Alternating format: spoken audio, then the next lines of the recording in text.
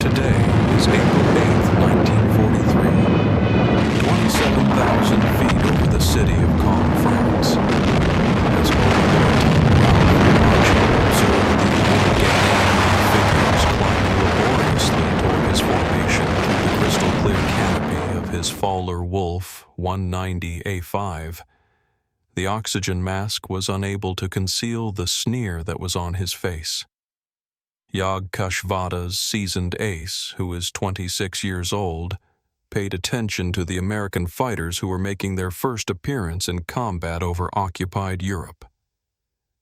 "Distant armies have sent us flying milk bottles," he communicated to his wingman, unable to contain his laughter at the sight of the enormous Republic P-47 Thunderbolts straining to maintain their altitude.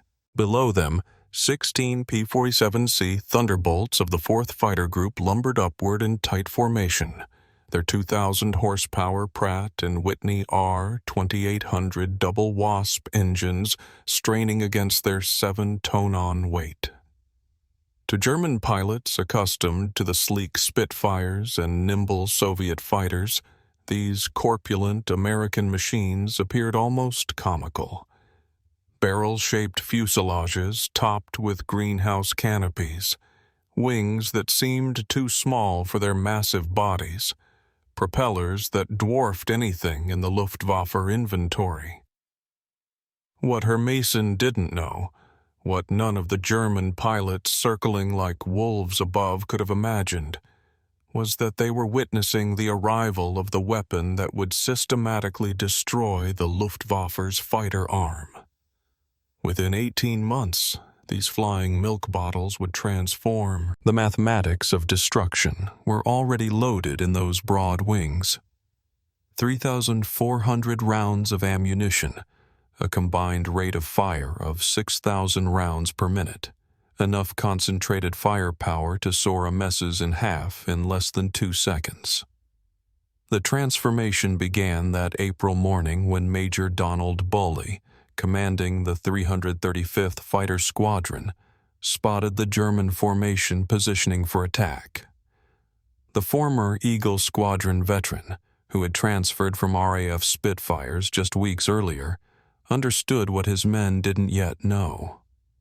That survival in the P-47 required abandoning everything they thought they knew about air combat. The Thunderbolt was a revolutionary departure from the conventional fighter design philosophy. While the Germans had been pursuing lightweight interceptors that were optimized for climb and turn performance, Republic Aviation had created something that had never been seen before. A high-altitude juggernaut that used mass, power, and firepower to redefine the rules of aerial warfare. Among the 56 American pilots who were spread across the French sky that morning were men who would go on to become legends, future aces whose names would strike fear into the hearts of the Luftwaffe. However, on April 8, 1943, they were inexperienced pilots operating an untested machine, and they were going up against the most experienced fighter force in the world. The Germans had been fighting continuously since 1939, and they included veterans from Poland, France, Britain, and Russia. The Americans had been in combat for exactly 0 days. This story is about how industrial logic defeated tactical brilliance, how quantity and quality merged into overwhelming superiority, and how German pilots' laughter turned to terror as they discovered what synchronized Browning machine guns could do to an aircraft at 400 altitude. The Republic P-47 Thunderbolt had emerged from a June 1940 panic. As German fighters swept across France, Alexander Cartway, Republic Aviation's Georgian-born chief designer, received urgent specifications from the U.S. Army Air Corps. They wanted a high-altitude interceptor capable of matching the Luftwaffe's best. What Cartelli designed instead was a monster that redefined the possible. "It will be a dinosaur," Cartelli admitted to his design team. but it will be a dinosaur with good proportions. The XP-47B prototype that first flew on May 6, 1941, shocked everyone who saw it. At 9,900 empty, it weighed 65% more than its predecessor, the P-43 Lancer. The massive turbo-supercharger system, with its complex ducting running through the rear fuselage, gave it an almost pregnant appearance. Test pilots approaching it for the first time invariably asked the same question. This thing actually flies. Not only did it fly, it flew like nothing else at altitude. The Pratt & Whitney R2800 double WASP engine, an 18-cylinder radial producing 2,000 horsepower, could maintain full power at 27,000 feet, where German fighters gasped for air. The turbo supercharger, fed by exhaust gases, delivered sea-level performance in the stratosphere where the air was too thin for conventional superchargers. In the beginning, Major Hubert Hubzuka, who was in charge of the 56th Fighter Group training at Bridgeport, Connecticut, was not fond of the aircraft. Between September 1942 and January 1943, his unit experienced training accidents that resulted in the loss of 18 pilots and 41 aircraft. The P-47 was responsible for the deaths of more Americans during training than the Germans would in the first few months of combat. It ground, looped on landing, torque, rolled on takeoff, and dove with such enthusiasm that pilots discovered compressibility, causing their controls to freeze as shock waves formed on the wings. However, those who were able to master it discovered something extraordinary. The first combat encounters, which took place in April and May of 1943, confirmed every German prejudice. Lieutenant Robert Johnson, a farm boy from Oklahoma who would go on to become one of the most successful aces in the United States with 27 victories, described his first flight as being similar to strapping yourself to a locomotive. The power was unbelievable. You didn't fly it, you aimed it. The P-47s, couldn't turn with the Faller Wolf 190s, couldn't climb with the Mesid 109s, couldn't match their nimble handling at medium altitudes. Luftwaffe pilots quickly developed tactics to exploit these weaknesses, attacking from below where the heavy Thunderbolt struggled, forcing turning fights where agility mattered more than firepower. Hutchman Isef Pips Priller, commanding officer of Yakashvada 26, reported to headquarters after his first encounter. The new American fighter is meat for the slaughter. It flies like a truck, turns like a freight train, and climbs like a pregnant cow. Our boys are calling them Indiana, fat targets pretending to be warriors.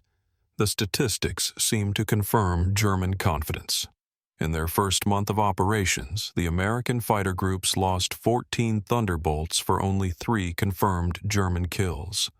The RAF, observing from their Spitfire squadrons, quietly suggested the Americans might reconsider their choice of mount. British pilots joked that the best evasive maneuver in a P-47 was to unstrap and run around the roomy cockpit. But something strange was happening in those early encounters that German intelligence failed to notice. The P-47s that were shot down had absorbed incredible punishment before falling. One aircraft returned from a May 4th mission with 21 cannon holes and over 100 machine gun strikes, damage that would have disintegrated a Messerschmitt or Spitfire. The massive radial engine, lacking vulnerable coolant systems, shrugged off hits that would have stopped a liquid-cooled fighter cold. More significantly, when P-47s did get their guns on target, the results were catastrophic. The Thunderbolt's weapons battery created a convergence zone of destruction that German pilots had never experienced. Unlike the rifle-caliber weapons of early warfighters or the cannon with limited ammunition, the American fighter could maintain sustained fire for over 30 seconds, an eternity in aerial combat. The event that would begin changing German perceptions occurred on June 26, 1943, over Lazo, France. It involved Second Lieutenant Robert S. Johnson of the 61st Fighter Squadron, and an encounter that would go down in history and become legendary on both sides of the conflict.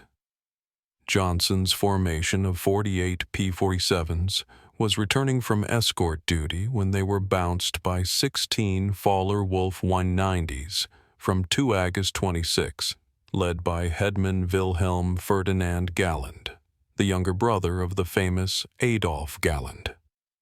The Germans executed a perfect attack, diving from the sun with an overwhelming speed advantage. Johnson's Thunderbolt, which was flying at the rear of the formation, was caught in the crossfire of multiple attackers, and in the first seconds of combat, his aircraft sustained catastrophic damage. 21-20 mm cannon shells exploded across his aircraft. The canopies shattered, hydraulic fluid sprayed into the cockpit, the engine cowling was torn away, and fire broke out behind the instrument panel. Johnson, who had been injured in the nose and leg by shrapnel and bullet fragments, attempted to bail out of the aircraft, but he discovered that the canopy was jammed. A 20 mm shell had exploded in the canopy track, welding it shut. Johnson was trapped in a dying aircraft at an altitude of 27,000 feet. What happened next defied every assumption about the amount of damage that could be tolerated in combat. Despite having no forward visibility through the oil-covered windscreen, a barely functioning engine that shook violently, and controls that responded only intermittently, Johnson managed to level the aircraft and point it toward England. The P-47 continued flying with damage that would have reduced any other fighter to falling debris. Then it got worse. A lone Focke-Wulf 190 flown by an unknown pilot from 2JG-26 discovered the crippled Thunderbolt limping toward the channel at less than 170 mph. Historical research has never definitively identified this pilot, though several names have been proposed based on German combat reports from that day. What followed was one of the most extraordinary encounters in aerial warfare history. The German pilot positioned himself behind Johnson's P-47 and opened fire with his 420 mm cannon and two 13 mm machine guns. Johnson, unable to evade, could only huddle behind his armor plate and pray. The Thunderbolt absorbed the entire cannon ammunition load. Then the German repositioned and fired again, this time with only his machine guns. The German pilot pulled alongside, staring in disbelief at the flying wreck. Johnson could clearly see his face, which was young and blond. His expression changed from one of confidence to one of confusion, to one that was approaching fear. The German pilot repositioned himself and emptied his remaining machine gun ammunition into the Thunderbolt.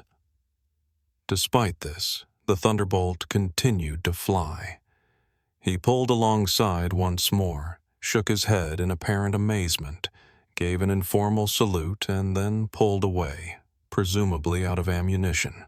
Johnson's P-47 landed at Manston with its engine failing on the runway. The crew chief stopped counting bullet holes after reaching 200. One cannon shot had exploded inches from Johnson's head, and another had detonated against the armor plate behind his seat. The engine had taken direct hits because of the explosions, despite the fact that the control cables had been partially severed, and that 3 of the 4 main longerons, which serve as the structural backbone of the fuselage, had been shot through. The aircraft had managed to bring him back home. The fact that Johnson's aircraft had survived sent shockwaves through both air forces. American engineers who were studying the wreckage realized that they had underestimated their own creation. German intelligence receiving combat reports from 2nd Section of Yugoslavia 26 initially refused to believe it. No aircraft could absorb that much punishment, but testimony from multiple pilots confirmed the impossible. The Thunderbolt had taken everything the Luftwaffe's best fighter could deliver and survived. By July 1943, American pilots were learning to exploit the P-47's true strengths. Lieutenant Colonel Hubert Zena, the 56th Fighter Group commander, had discovered the secret through brutal trial and error. They should not turn with you, and you should not climb with them at low altitudes. Instead, you should use your weight, your force, and your firearms. The Thunderbolt's massive weight, initially seen as a disadvantage, became a weapon. In a dive, nothing could catch it. From 30,000 feet, a P-47 could reach 550 Mach, faster than any German fighter could achieve, even in a vertical dive. This speed could be converted to altitude in a zoom climb that left pursuing fighters helplessly behind. Captain Walker Bard Mahurin, who had become one of the first American aces in Europe, developed what became known as the boom and zoom tactic, though pilots called it the Thunderbolt turkey shoot. Instead of engaging in traditional dogfights, P-47 formations would climb to 30,000 feet, higher than German fighters could effectively operate. When Luftwaffe fighters appeared below, the Thunderbolts would roll inverted and dive, reaching speeds that made deflection shooting impossible for defending Germans. At the bottom of these dives, the American heavy machine guns would speak. German pilots who survived described it as facing a wall of lead, the combined firepower creating an impenetrable zone of destruction. Aircraft caught in this convergence pattern didn't just fall, they disintegrated. The true revelation of American firepower came during the August 17, 1943 dual raid on Schweinfurt and Regensburg, the deepest penetration into Germany attempted to that date. This mission would demonstrate both the P-47's limitations, its range even with drop tanks, and its terrifying effectiveness when employed properly. Major David Schilling, leading the 62nd Fighter Squadron, encountered a formation of Messerschmitt 110 destroyer aircraft, positioning to attack B-17s with their heavy cannon and rocket armament. The twin-engine German fighters, heavily armed but less maneuverable, were the Luftwaffe's specialized bomber killers. Unteroffizier Heinrich Roth, a gunner in one of the Mi-10s who survived, subsequently recalled in a P interrogation that the American fighters came down like hammers from heaven. I opened fire at 800 meters, and I got good hits. Schilling's flight of 4 Thunderbolts rolled into their assault dive from a height of 28,000 feet. I seen them strike the fighter's wing, and the P-47 didn't even tremble. After that, he fired, and the aircraft that was in front of us simply disintegrated. It wasn't shot down. It was obliterated. The wings were severed from the fuselage, the tail was severed, and the crew compartment was shredded into metal confetti. In just 2 seconds, a 110 was reduced to nothing. 8 Mess's 100s and 10s were destroyed in less than a minute. The German pilots had never experienced such concentrated firepower before. Each P-47 carried 425 rounds per gun, for a total of 3,400 rounds weighing nearly 900 pounds. At convergence distance, typically set at 300 downed, all 8 guns' ballistic paths intersected in a zone roughly 6 feet in diameter. Anything in that zone faced 100 in projectiles per second, each traveling at 2,900 feet per second. The ammunition itself was a revelation of American industrial capacity. While German fighters struggled with limited cannon ammunition, typically 120 to 200 rounds for a 20 mm weapon, American pilots could maintain fire for over half a minute. The standard combat load mixed armor-piercing incendiary, armor-piercing incendiary tracer, and standard ball ammunition in patterns designed to both destroy and ignite. I saw a 109 literally cut in half, with the tail falling one way and the nose and wings falling another. The pilot never knew what hit him. By September 1943, the Luftwaffe was discovering another horrifying reality about the P-47. Lieutenant Colonel Francis Gabby Gabreski, who would go on to become the most successful American ace in Europe with 28 victories, described the effect. He said, "When you hit them with all 8, they don't just go down, they explode." Its performance improved dramatically with altitude, while German fighters suffered. The turbo-supercharged double Wasp engine maintained its rated power output up to 30,000 feet. German fighters relying on single-stage or two-stage mechanical superchargers saw their performance degrade significantly above 25,000 feet. Oberleutnant Hans Philipp, one of Germany's most successful aces with 206 victories, encountered this reality fatally on October 8, 1943. Leading Jagdgeschwader 1 against a B-17 formation at 28,000 feet over Bremen, Philipp found his Fowler Wolf 190 A6 sluggish and unresponsive in the thin air. The BMW 801 engine, powerful at medium altitudes, was gasping for oxygen nearly 6 Mk above the earth. When P-47s of the 56th Fighter Group dove on his formation from 32,000 feet, the German fighters were sitting ducks. Robert Johnson, now an experienced combat pilot on his way to ace status, was flying at 31,000 feet when he spotted Philipp's distinctive Focke-Wulf with its elaborate nose art. Johnson's combat report was clinical, opened fire at 300 bulls, a 30-degree deflection. Observed strikes along entire fuselage. Enemy aircraft exploded. No parachute observed. Philipp's death sent shockwaves through the Luftwaffe. If one of their best, a man who had survived over 500 combat missions on both Eastern and Western fronts, couldn't survive against the Thunderbolts, what chance did average pilots have? The German High Command ordered an immediate investigation into the P-47's capabilities. The report delivered to Reich Marshal Hermann Göring in November 1943 was sobering. The Thunderbolt service ceiling exceeded 42,000 feet, higher than any German fighter could reach. Its dive speed approached the sound barrier.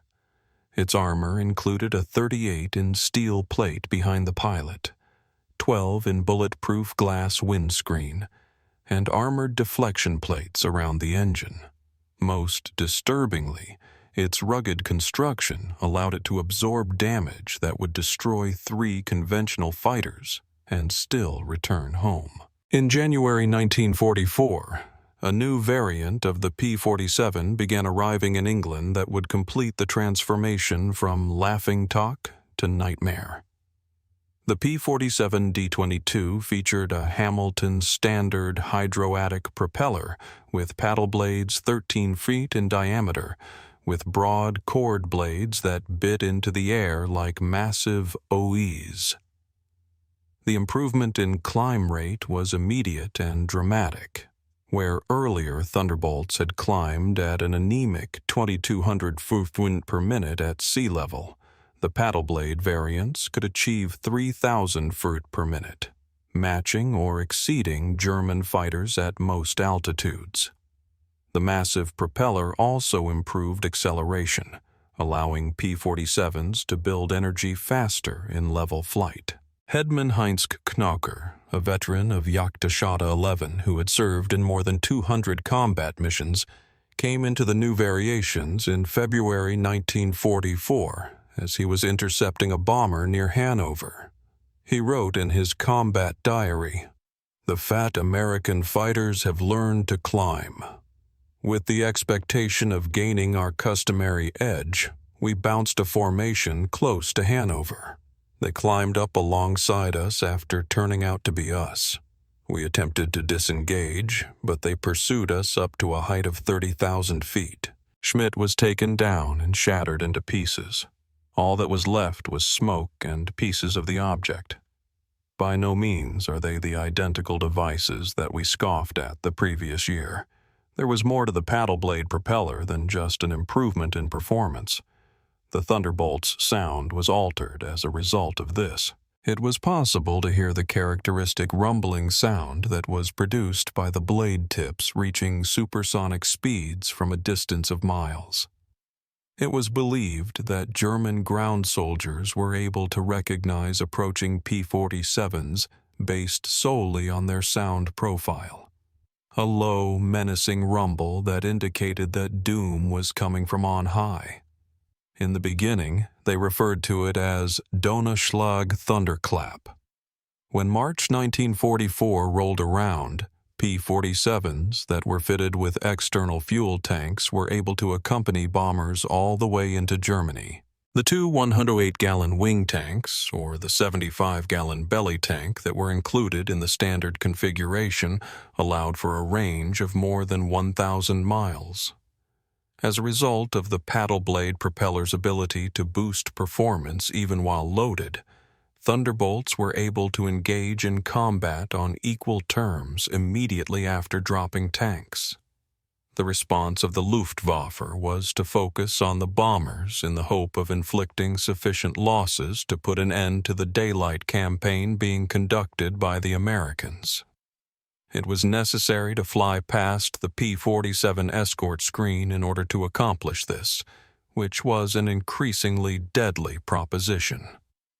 A grudging respect that bordered on fear grew among German pilots for the large American fighters during the course of the war. Major General G.A. Rall, who was one of Germany's most successful aces and had 275 victories, the majority of which were on the Eastern Front, survived a confrontation with P-47s on March 6, 1944, which left him with severe wounds. He later recalled in an interview that took place after the war, "We saw them above us, fat silhouettes against the sun. Someone laughed and said, 'Here come the flying pigs.' 30 seconds later, nobody was laughing.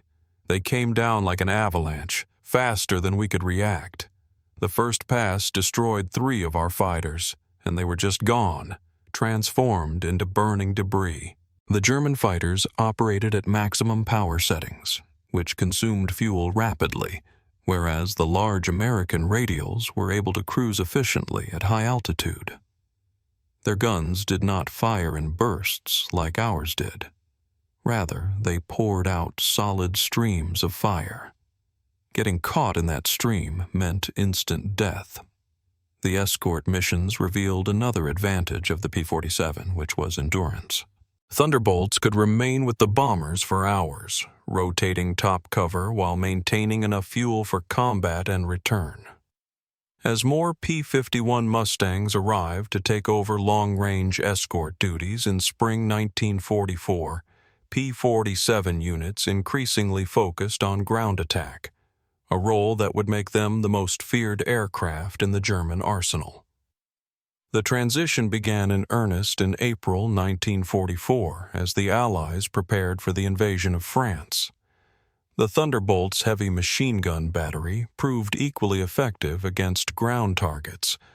The standard armor-piercing incendiary ammunition could penetrate the top armor of most German vehicles, while the sheer volume of fire could destroy soft targets in seconds. A 2-cond burst put 160 half-in projectiles into a target area the size of a truck. But it was the addition of bombs and rockets that transformed the P-47 into a true multi-role monster. The D-25 variant could carry 2 1,000-power bombs under the wings and a 500-pounder under the fuselage, a bomb load equal to early war medium bombers. Later variants added zero-length rocket stubs for 10-5 and high-velocity aircraft rockets, HVRs, each equivalent to a 105mm artillery shell. Oberst Hans von Luck, commanding the 125th Panzer Grenadier Regiment during the Normandy campaign, experienced P-47 ground attacks firsthand. They came in low, so low that you could see the faces of the pilots. The sound was terrifying. Engines roaring, rockets screaming, and then the hammer of those massive machine guns. A column of our vehicles suddenly vanished from existence. The psychological impact on the guys was catastrophic. They referred to them as jobos, which means fighter bombers. However, these were more than that. They were flying artillery with the precision of snipers. 20 cars were transformed into blazing debris in a single pass. On June 6, 1944, the Luftwaffe discovered how completely the balance of power had shifted. Over 500 P-47s provided air cover for the invasion, creating an impenetrable umbrella over the beaches. German fighters attempting to reach the landing zones were massacred. Oberleutnant Wolfgang Fischer of Jagdschade, one of only 3 German pilots to reach the beaches that day, reported the sky belonged to the Americans. Thunderbolts were stacked from sea level to 30,000 feet. We attempted to get through at dawn with 12 fighters from our grouper. I was the only one to return. The P-47s were waiting at every altitude, and it was impossible to climb over them. P-47s were responsible for the systematic destruction of German movement during daylight hours in the weeks following D-Day. The statistics were staggering. In the month of June alone, 99th Air Force Thunderbolts were responsible for the destruction of 651 locomotives, 3,847 trucks, 512 tanks and armored vehicles, and 4,553 horse-drawn vehicles. Their guns turned our fighters into aluminum rain. The Germans tried everything to counter the Thunderbolt threat, including strengthening vehicle armor, deploying more anti-aircraft guns, and developing new camouflage techniques. However, none of these strategies were successful. The P-47's combination of speed, armor, and firepower made them nearly impossible to stop. The Wehrmacht was only able to move during the night, which severely hindered their ability to respond to Allied advances. Even the feared 80mm flak guns struggled to track the fast-moving fighters at low altitude. While devastating Europe, the P-47 was simultaneously proving its worth in the Pacific theater. The 348th Fighter Group, operating from New Guinea, discovered that the Thunderbolt's qualities were perfectly suited to the vast distances and harsh conditions of the Pacific War. Colonel Neil Kirby, commanding the 348th, developed tactics specifically for the Pacific. On October 11, 1943, Kirby led 4 P-47s against 40 Japanese aircraft over Wewak, shooting down 6 enemy planes himself in a single mission, earning him the Medal of Honor. The Japanese, who were used to battling American fighters that were nimble but fragile, were unprepared for the combination of firepower and durability that the P-47 possessed. The Japanese ace Saburo Sakai, who came into contact with P-47s over New Guinea, later recalled, "We called them monsters." Despite the fact that our 20mm cannon was capable of destroying a P-40 with just a few hits, it appeared to have no effect. I loaded dozens of bullets into a single Thunderbolt and then watched as it arced away from me. The retaliatory fire from them was nerve-wracking. Bullets that were so heavy that they tore apart aircraft in a stream. As a result of the increased fuel capacity of the P-47N, which was constructed expressly for the Pacific, the range of the aircraft was increased to 2,250 miles. The wet wings each held 93 gallons of fuel.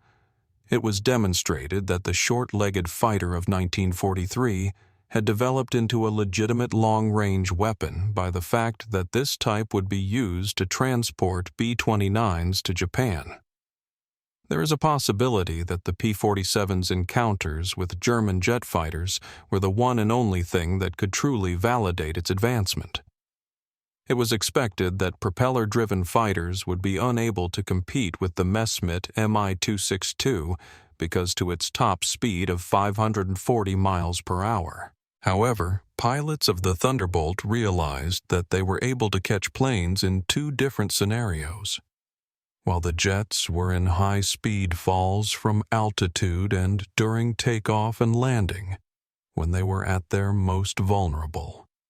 With a P-47, Lieutenant Colonel John C. Murr of the 352nd Fighter Group became one of the first pilots to bring down an M262 on November 27, 1944. He was one of the first pilots to accomplish this feat. At a height of 28,000 feet, Murr's Thunderbolt reached speeds that were close to 500 miles per hour, which was sufficient to capture the aircraft while it was flying at a level flight. After Murr's guns opened fire at a distance of 400 yards, the jet pilot, who was confident in his speed advantage, did not finally see the descending P-47. The combat report written by Murr had the following information. The enemy aircraft disintegrated under fire. Large pieces, including both engines, separated from the fuselage. The pilot did not escape. The concentrated fire of 850 caliber guns proved to be more effective against jet aircraft than we anticipated. By early 1945, specialized P-47M variants were deployed specifically to counter German jets and V-1 flying bombs. With water methanol injection boosting power to 2,800 horsepower and refined aerodynamics, these ultimate Thunderbolts could reach 470 mph in level flight at 30,000 feet, fast enough to intercept even jets under certain conditions. Major George Bostwick, commanding the 63rd Fighter Squadron equipped with P-47s, shot down two M262s in March 1945. His tactical report emphasized firepower over speed. The jets are faster, but they can't turn and they can't take punishment. The ultimate demonstration of American industrial might occurred during Operation Bodenplatte, which was the Luftwaffe's desperate attempt to destroy Allied air power on January 1, 1945.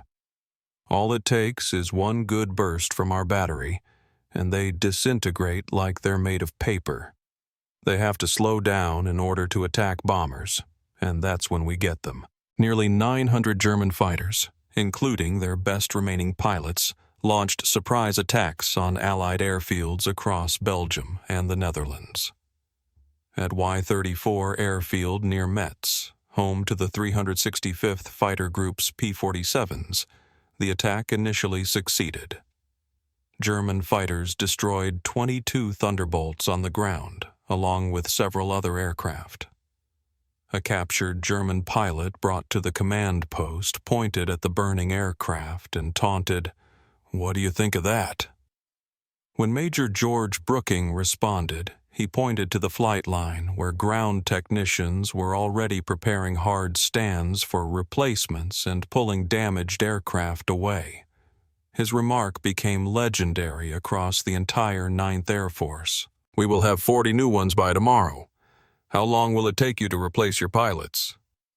The smirk that the German pilots had vanished disappeared.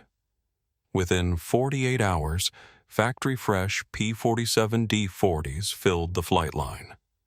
These aircraft were flown in from depots in England. The Luftwaffe lost 271 aircraft and 213 pilots in Bodenplatte, including many instructors and squadron leaders who could not be replaced. These losses they could never replace. The Americans lost 134 aircraft total across all attacked airfields, all replaced within a week. The numbers told the story of inevitable defeat. Republic Aviation produced 15,683 P-47s during the war, more than any other American fighter. At peak production, the Farmingdale factory on Long Island completed one Thunderbolt every hour around the clock. By 1944, the Evansville plant in Indiana, which had been constructed from vacant farmland in 1942, was producing 500 aircraft every month. Each P-47D required 65,000 individual parts, 8 miles of electrical wiring, 2,000 pounds of aluminum, and 300 pounds of rubber. The engine alone contained 2,400 individual components that were machined to tolerances of thousandths of an inch. Despite this, American workers, many of whom were women who had never seen an aircraft before Pearl Harbor, assembled these complex machines with precision that exceeded peacetime standards. The production of ammunition was equally staggering. With hundreds of Thunderbolts flying daily missions, each P-47 sortie required 3,400 rounds of .50 caliber ammunition. By the middle of 1944, the consumption of ammunition had surpassed 10 million rounds per month. The Lake City Arsenal in Missouri, which was one of several ammunition plants, produced 30 million rounds per month. Each cartridge was manufactured to tolerances measured in 10,000 of an inch, which ensured that it would feed reliably through the synchronized gun mechanisms. The fuel consumption was enormous. Each Thunderbolt burned 100 gall per hour in normal flight, up to 300 gall in combat with water injection engaged. The 9th Air Force alone consumed over 25 million gallons of aviation fuel monthly by late 1944, all of it shipped across the Atlantic in tankers that were themselves products of American mass production. Even more impressive than aircraft production was pilot training.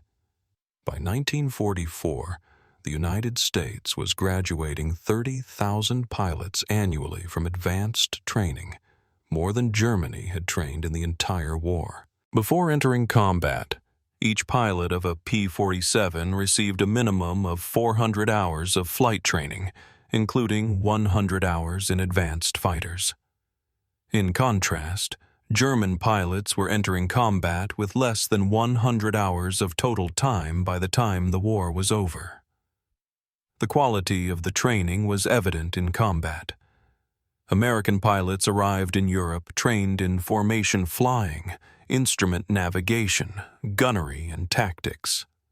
They had practiced against captured German aircraft, gaining an understanding of their adversaries' capabilities and limitations. They knew their aircraft systems intimately, having studied technical manuals that German pilots never received.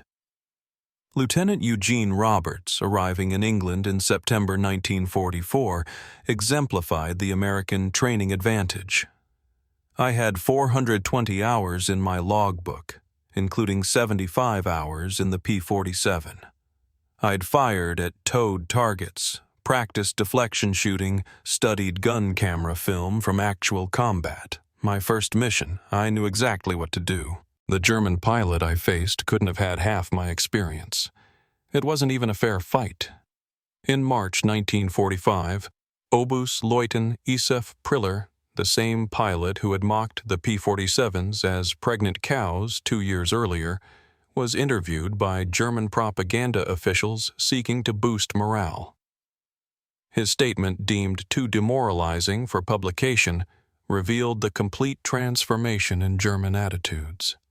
The Thunderbolt is the best fighter bomber ever built. This machine carries bombs like a medium bomber, fires rockets like artillery, and fights like a fighter when it is required to do so.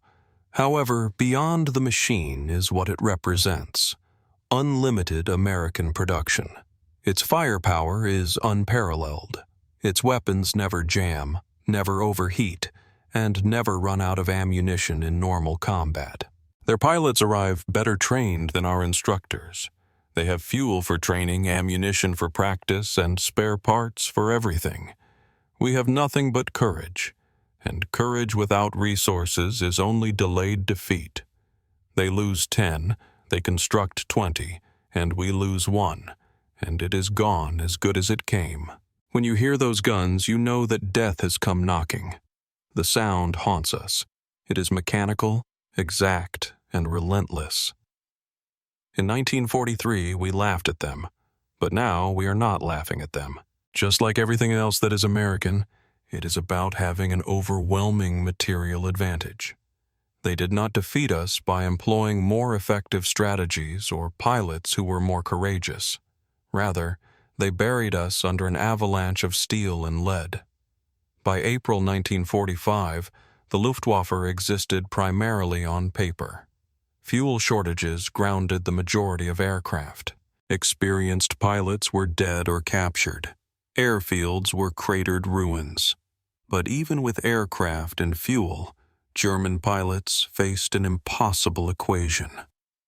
Attacking meant facing P-47 formations that owned every altitude from ground level to 40,000 feet.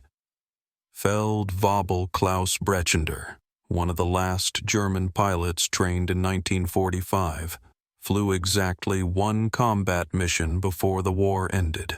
I saw them diving from above, 4 Thunderbolts in perfect order. I tried to turn, but they were too quick. The leader fired from 500 meters away, and my aircraft shook like it had been hit by sledgehammers. His encounter with P-47s above Leipzig lasted for 12 seconds. I narrowly escaped when the engine blew and the wings separated. While I was in the parachute, I watched them murder my entire crew. 6 fighters were gone in less than a minute. The sky poured, blazing aluminum and bodies. The psychological impact was complete. German pilots developed what medical officers referred to as Jabo fever, which is a physical manifestation of stress that manifests itself when thunderbolts are reported in the area. Veterans who had previously faced Spitfires and Hurricanes without fear became physically ill prior to missions against P-47s. The distinctive thunder of approaching thunderbolts caused panic among ground troops who knew that in order to survive, they quickly found cover. The final statistics of P-47 operations defied comprehension.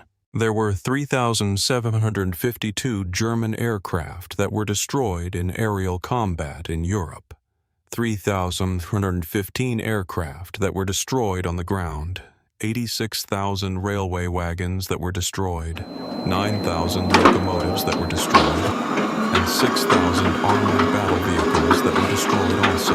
68,000 trucks were destroyed. 60,000 horse-drawn vehicles were destroyed.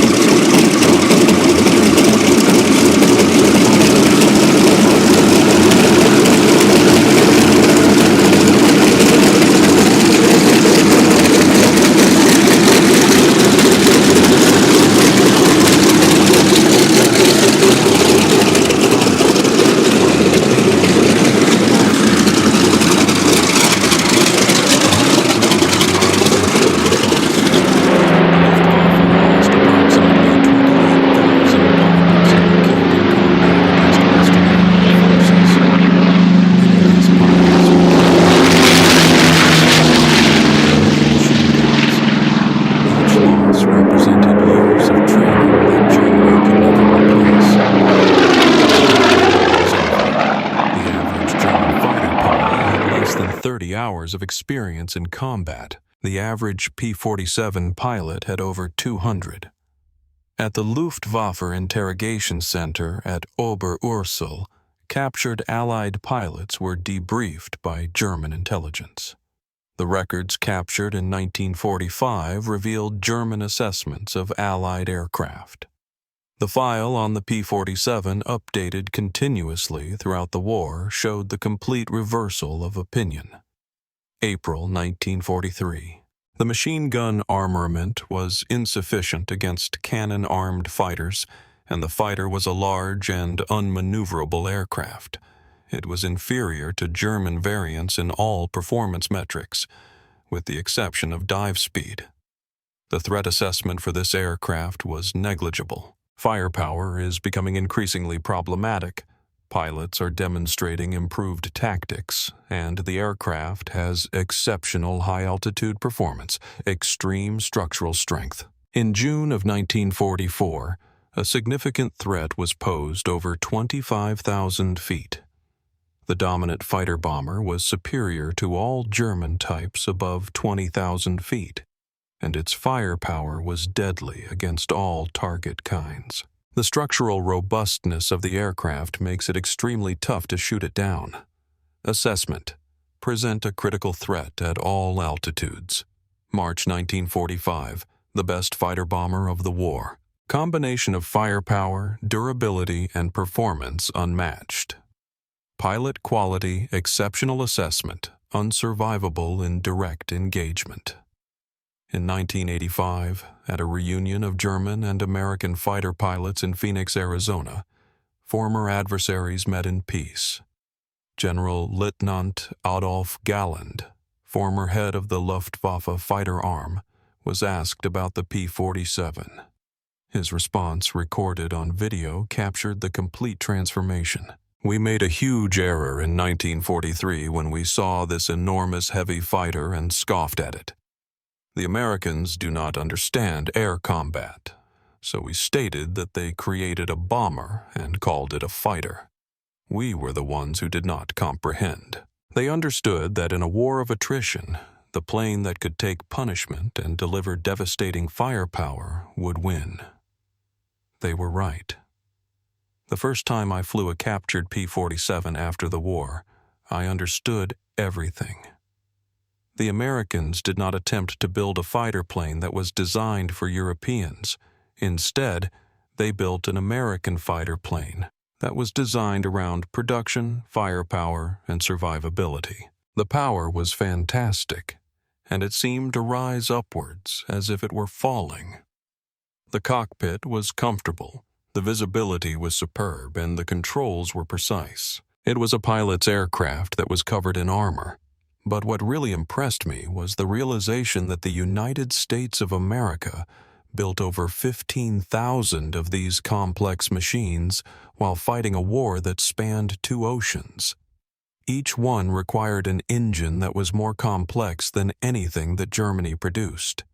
But they built them faster than we could build simple fighters. That's when I realized that we never had a chance. Because of the sound that those guns produced, we referred to them as Roosevelt's piano. Once you heard that sound, you never forgot it. Many of my friends heard it for the last time. The P-47 did not just defeat the Luftwaffe, it destroyed it. The design of the P-47 perfectly represented the values of the American industrial philosophy. Every component was overbuilt, overpowered, and over-engineered. The wing spars could support 40,000 pounds, which is 3 times the aircraft's loaded weight. The engine mount could withstand 12 kg forces. The control cables were doubled throughout their entirety with automatic backup systems. Brute force engineering was supported by unlimited resources. The ammunition feed system was a marvel of engineering in and of itself. It consisted of 8 separate ammunition boxes, each of which held 425 rounds, and it was fed through electric boost motors to prevent jamming during hygiene maneuvers. The guns were electrically heated to prevent freezing at altitude. Each gun had its own charging mechanism and could be individually synchronized. The convergence was adjustable from 150 to 400 yards, which allowed pilots to optimize for their preferred engagement range. The combat records tell a different story. In engagements where numbers were equal, P-47s consistently prevailed. The heavy machine gun armament, which was dismissed as inferior to cannon, proved to be more effective in actual combat. Even after the war, some German veterans continued to maintain that the P-47 won through quantity, not quality. They believed that German fighters were technically superior but were overwhelmed by numbers. Analysis of gun camera footage revealed why cannon shells, while individually more destructive, required precise aim and had limited ammunition, typically 120 to 200 rounds total. The P-47's weapons created a probability cloud of bullets that guaranteed hits even with imperfect aim. At typical engagement ranges, a two-conned burst put at least 20 rounds into a fighter-sized target, enough to ensure destruction. The ammunition itself was superior. American .50 caliber armor-piercing incendiary rounds used a delayed action fuse that ensured penetration before detonation. Although German 20mm shells were heavier, they frequently exploded on surface contact, causing spectacular but sometimes superficial damage. The P-47 Thunderbolt remains the heaviest single-engine piston fighter ever mass-produced. Its empty weight of 10,000 pounds exceeded the gross weight of some twin-engine fighters. Its engine produced more power than entire bomber formations from the previous war. The incendiary compound burned at 3,000 degrees Fahrenheit, which was hot enough to ignite aluminum structure. Its weapons delivered more firepower than a squad of infantry. Yet, it was built by the thousands, flown by kids barely out of high school, and maintained under combat conditions by mechanics who learned their trade in weeks. The transformation of German opinion from mockery to terror took less than 2 years. In that time, the flying milk bottle became the most feared aircraft in the Luftwaffe's experience. Veterans who had faced Spitfires, Hurricanes, and Soviet Yaks without flinching spoke of P-47s in hushed tones decades after the war. At the United States Air Force Museum in Dayton, Ohio, there is a restored P-47D that is displayed alongside other legendary fighters. The placard on the P-47D lists its specifications and battle honors, but the real story is told by a small display case that contains spent .050 caliber shells and a strip of gun camera film that shows a Folly Wolf 190 disintegrating under fire. Below the display is a quote from an unnamed German pilot that was taken from a 1945 interrogation report. When we first saw these American fighters, we laughed at their appearance. They were fat and ugly, and they were unable to turn, climb, or fight. We stopped laughing when we realized they didn't need to turn or climb. They just pointed those guns at you and you ceased to exist. The laughter died with our comrades. The P-47 Thunderbolt entered combat as an object of derision and ended the war as an instrument of annihilation. In between, 8 synchronized Browning machine guns rewrote the rules of aerial warfare and buried the Luftwaffe under an avalanche of lead. By May 1945, there were no more German pilots left to laugh at the ungainly American fighter. The thunder had spoken, and the sky belonged to the United States of America. In April 1943, German pilots had scoffed at the very American fighter.